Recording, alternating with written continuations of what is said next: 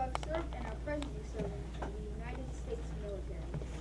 We thank you for their service, sacrifice, and bravery. I pledge allegiance to the flag of the United States of America and to the republic for which it stands, one nation, under God, indivisible, with liberty and justice for all. History of Veterans Day.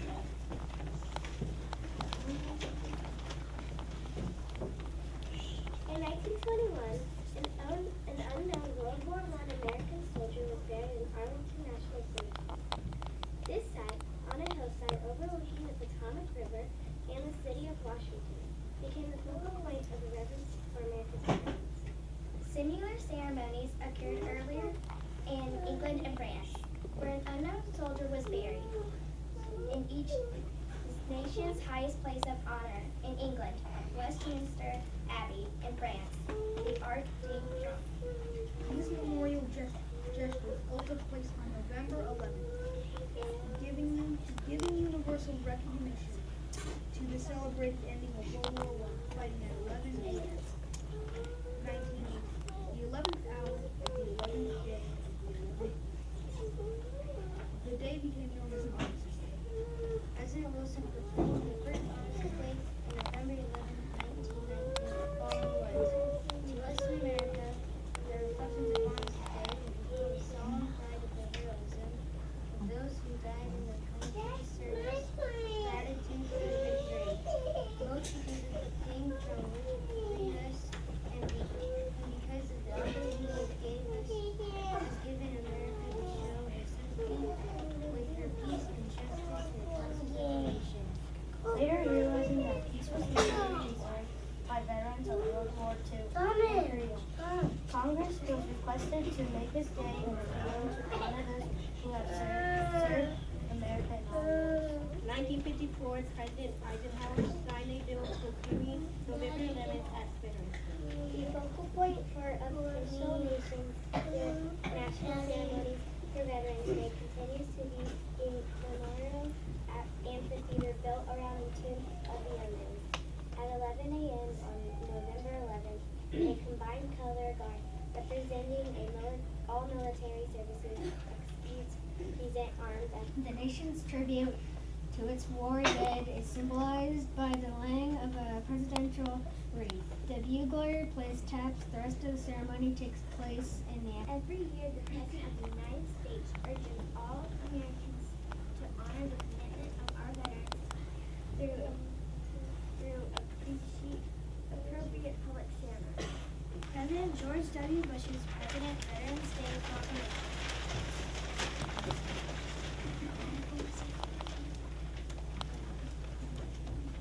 Today there is, and perhaps there will always be, conflict in the world.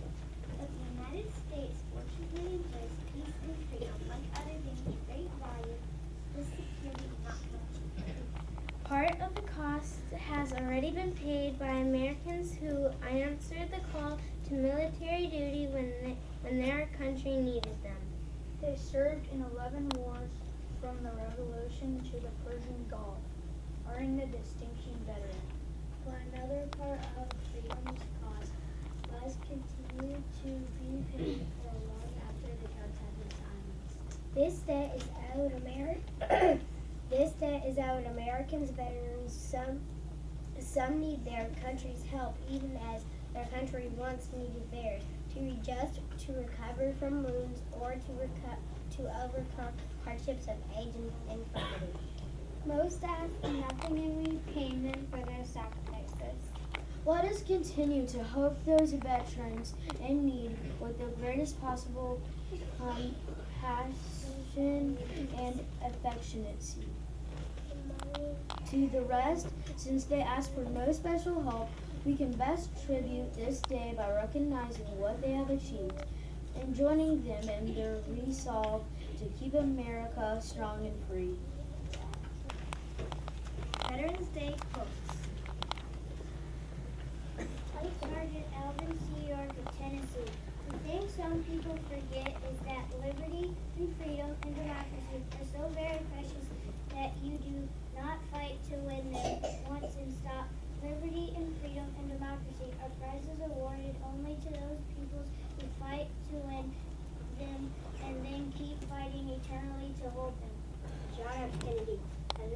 express our gratitude, we must never forget that the highest he paid for is not to utter words, but to live by them. Ronald Reagan.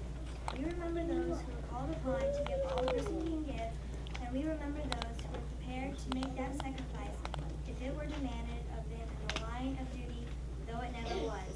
Most of all, we remember the devotion and gallantry in which all of them ennobled their nation as they became champions of a noble cause. Switch to English. We are not tired. We are not tortured. We are not ill. Barack Obama. It's about how we treat our veterans every single day of the year. It's about making sure they have the care they need and the benefits that they've earned when they come home. It's about serving all of you as you serve the United States of America.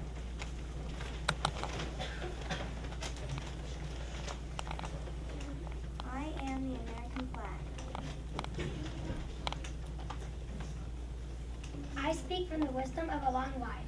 I first felt the vigor of wind on my multicolored face when I unfurled my 13 stars over 230 years ago. I've known 44 presidents, and I've traveled across the continents, oceans, and deserts, and on the surface of the moon. I am the flag of freedom. I was there when my nation was born. I was in the hands of my first president in the blood and snow of Valley Forge. I stand for peace, honor, truth, and justice. I stand for freedom. Those who died for our right to speak in freedom are buried in the Flanders Field of France, the Punch Bowl of Hawaii, in Arlington and Gettysburg, and many other places under the sun. I fly proudly over their graves at all of these places, praying that wars might end forever. I rise every morning to watch over the graves of our finest men whose years were short, but whose service was longer than we can ever measure. I am the flag of freedom. Because of those brave American patriots, I fly atop the greatest buildings in the world. I can stand and watch America's Hall of Justice. I fly majestically over institutions of learning and stand guard as the greatest power in the world. Stand up and see me. I'm the most recognized symbol in the universe. I am the American flag.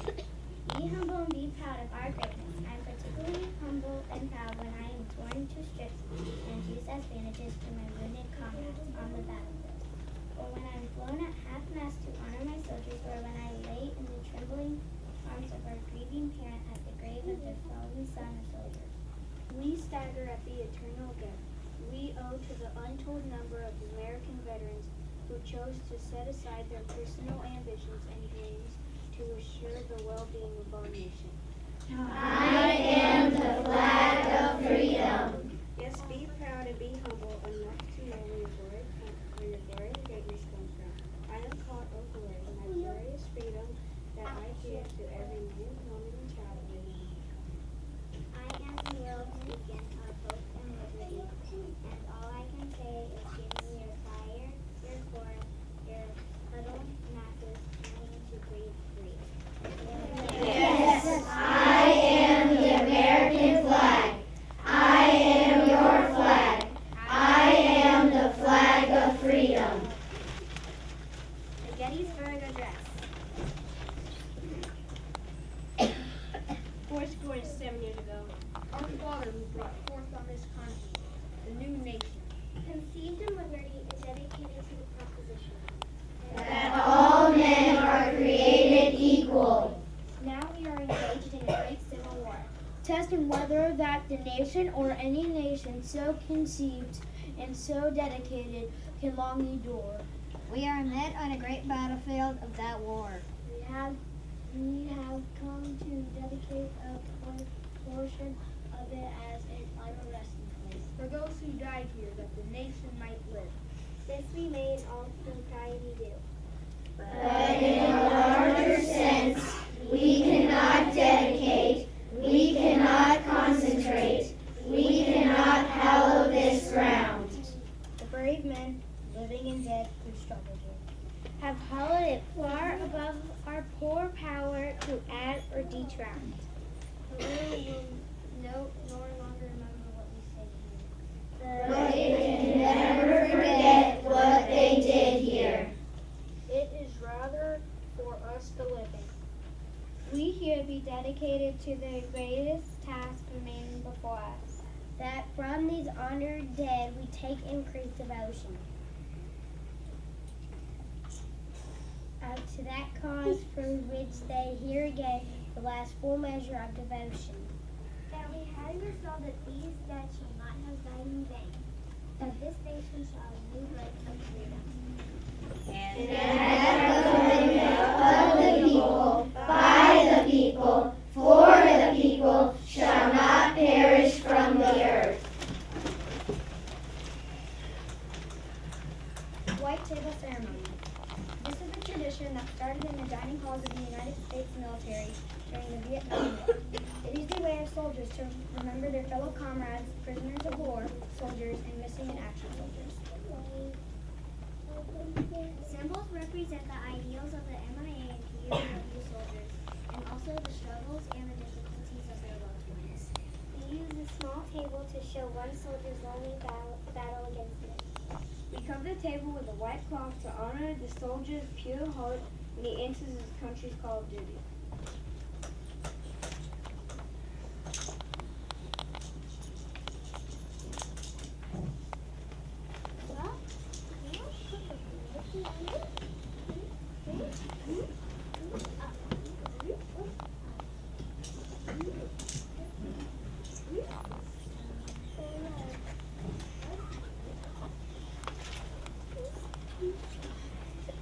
We place a lemon slice and grains of salt on a plate to show a captive soldier's bitter fate and the tears of families waiting for their loved ones to return.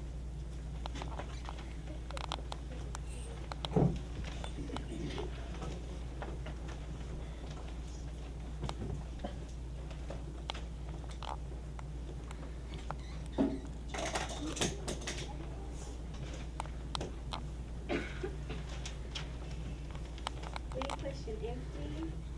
push an empty chair to the table for the missing soldiers who are not here.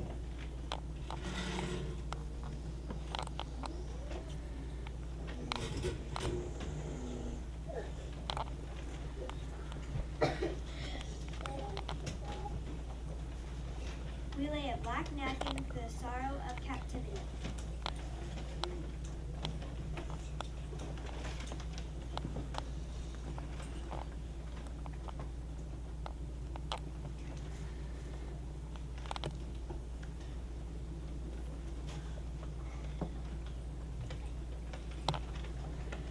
We turn over a glass for the meal that won't be eaten.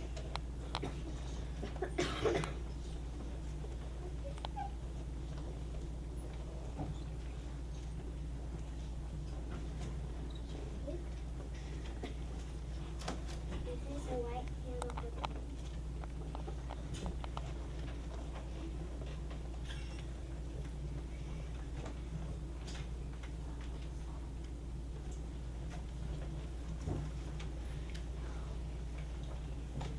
And finally, we place a red rose in a vase tied with a red ribbon for hope that all our missing will return someday.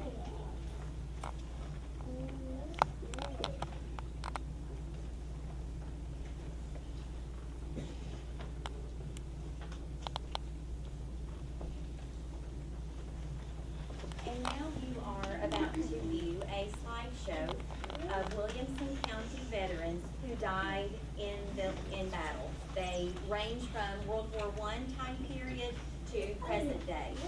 There are 3 soldiers who died in combat that I do not have in the slideshow, and they are these 3 men right here, James Ponder, Jason Edens, and Judson Mount. And all of these men died fighting for our country as well. So will you please watch as we view the men who died fighting for our country from Williamson County.